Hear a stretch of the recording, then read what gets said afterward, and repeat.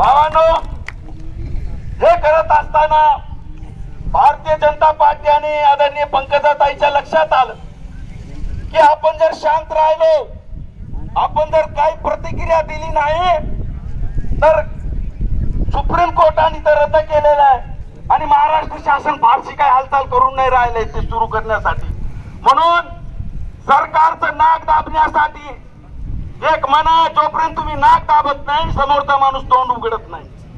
सरकारचं नाक दाबून या ओबीसीचे आरक्षणाचं पूर्ववत ठेवण्यासाठी, सरकारला बोलतं करण्यासाठी आजचं हे चक्काजाम आंदोलन सर्वत्र महाराष्ट्रभर होतोय.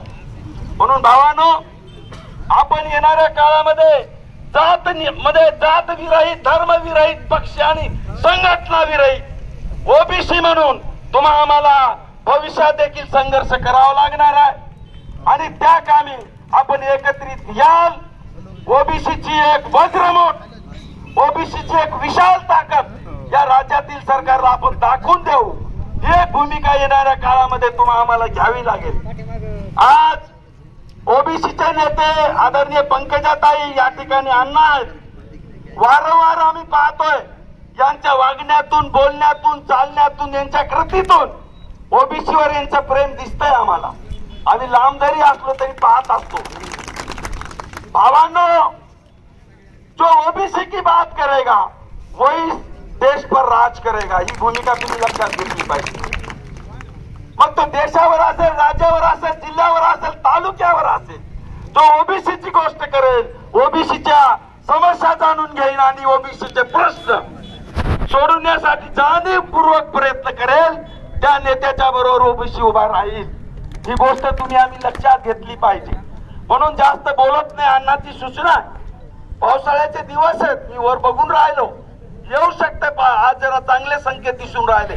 आपण सर्व, आणि एक गोष्ट राहिली की 1992 मध्ये या राज्याचे दुसरे मुख्यमंत्री आदरणीय सुधाकररावजी नाईक साहेब हे मुख्यमंत्री होण्याच्या अगोदर 12 वर्ष अण्णा या राज्यामध्ये जिल्हा परिषद पंचायत समितीच्या निवडणुका झाल्या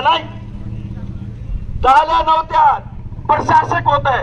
जसे सुधाकररावजी नाईक साहेब या राज्याचे मुख्यमंत्री झाले, पहिल्यांदा जर कोणता त्यांनी निर्णय घेतला असेल ते या जिल्हा परिषद पंचायत समितीच्या निवडणुका घेतल्या आणि जो निवडून येणारा अध्यक्ष, त्या अध्यक्षाला राज्यमंत्री पदाचा दर्जा देऊन त्याला लाल दिव्यात बसविण्याचं काम सुधाकररावजी नाईक साहेबांनी केलेलं आहे.